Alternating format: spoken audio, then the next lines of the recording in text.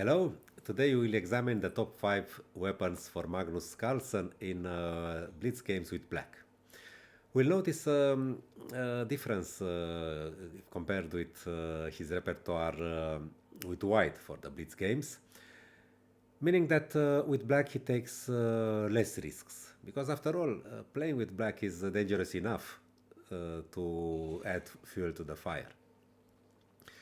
What he really tries to achieve with black is to avoid an early liquidation of the tension, to get a chance to outplay his opponent in a long battle in a type of position that he, Magnus, knows very well. We'll start with a variation of the Leningrad, of the, we can call it Leningrad Dutch. Dutch is not part of Magnus' repertoire, main repertoire in classical chess. And he chooses a move order I recommend analyzed in my course for modern chess. Some sort of Leningrad based on e6 first. Okay, the idea is to threaten bishop b4. If white plays anything, then bishop b4 is an interesting hybrid between the Nimzo-Indian and the Dutch. So a3 is a popular move, and then this is a good moment to switch to the Leningrad system, because a3 is not so useful at this stage. In 2025, Magnus had a game going like this, and now we notice his approach for Blitz probably in the first line, because personally I would play such moves almost without thinking. Then knight f7 and then e5 or whatever. But Magnus played knight h5, and actually this was probably also typical for Kasparov, who wanted to grab the initiative from an early stage. He is not so much concerned about an advance in development. And now again he went for the most straightforward continuation, e5, takes, and his ambition was rewarded when white played knight g5, which is a very feeble move. After e4, black has a decisive positional advantage already, and he won rather quickly, 10 moves later. Of course, exchanging here is very comfortable for black. There is a slight problem with queen d5, and if takes, then e4 is forced, and here black has just a good compensation for the pawn. Probably it's not really risky, but okay, he has to be careful a bit. On the fourth place, we have the modern defense against d4. This is his game against Praggnanandhaa in 2025. And Magnus played a lot the modern in Blitz, but earlier he usually went for c5. And after d5 he would take and play e5, aiming for some sort of closed Nimzo-Indian structure, but of course d takes e6 is a critical move. Well, I would be a bit preoccupied by knight f3, because I'm not so happy with playing the Maruzi with black. But okay, this is seems to be something from his past, because now he started to play e5 more frequently. And for instance, earlier this year he faced knight f3 and then knight c6, because if bishop e3 then bishop g4, white cannot maintain the control of the d4 square, and here he had a very comfortable position. Probably the best would have been to go something like this, and black is doing very well. Praggnanandhaa played knight e2, because now if knight e6 then bishop e3, and now is a moment when we come to see how flexible Magnus is, and how wide his chess culture is, because now he switched back to the King's Indian, because white has committed himself already with knight g2.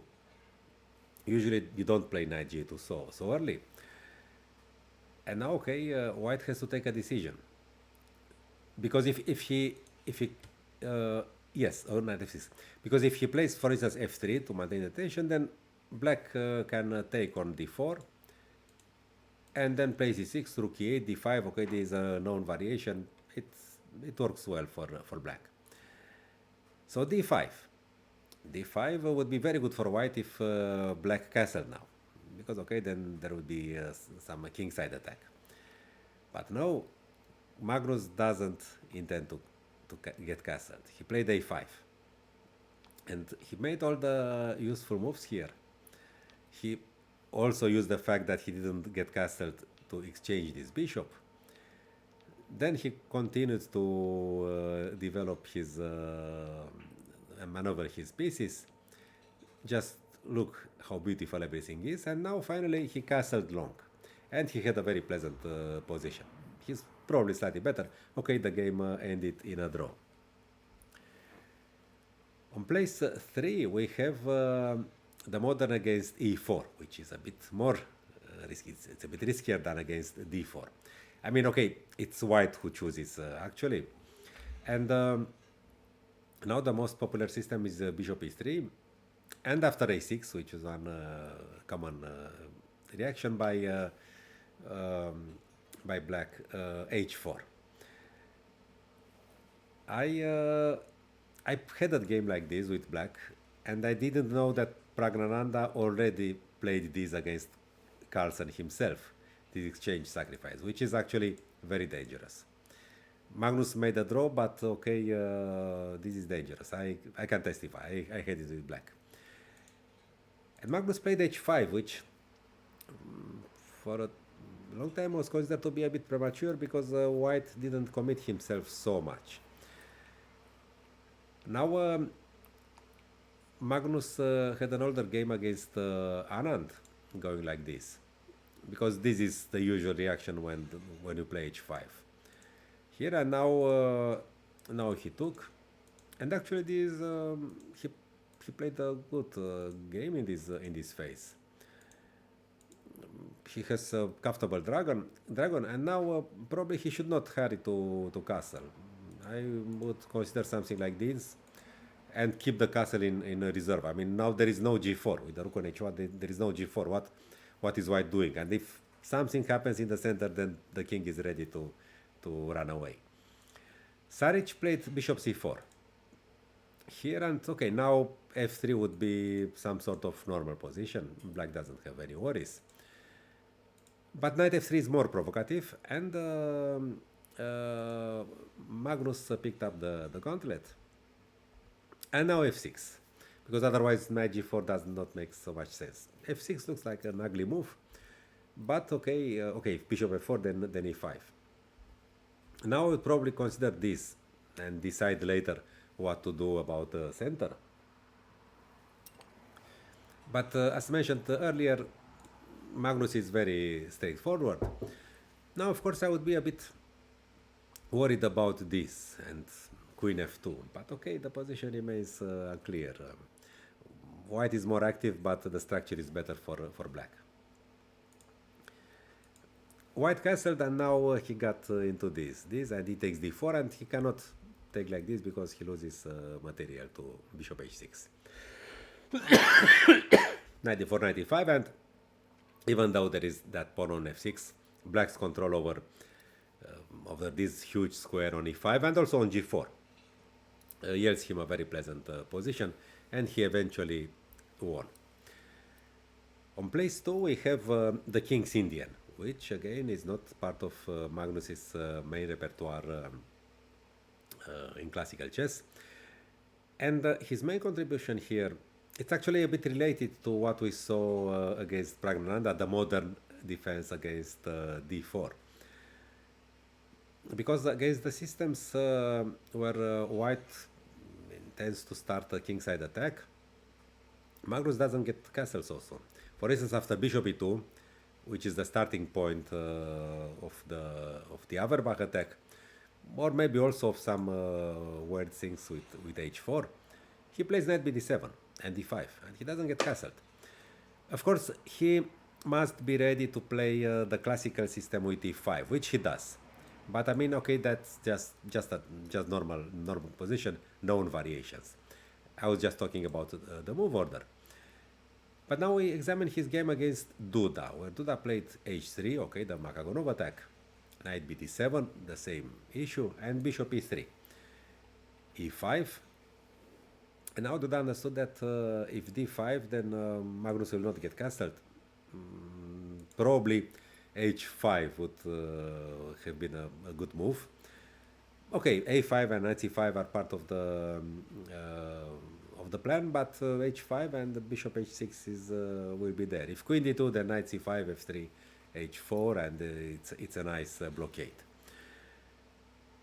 So Duda played knight f3, but then again Magnus showed that he's flexible, and he went for this position. h3 does not make part of white's plan. I mean, black wants to play rook e8, c6, d5.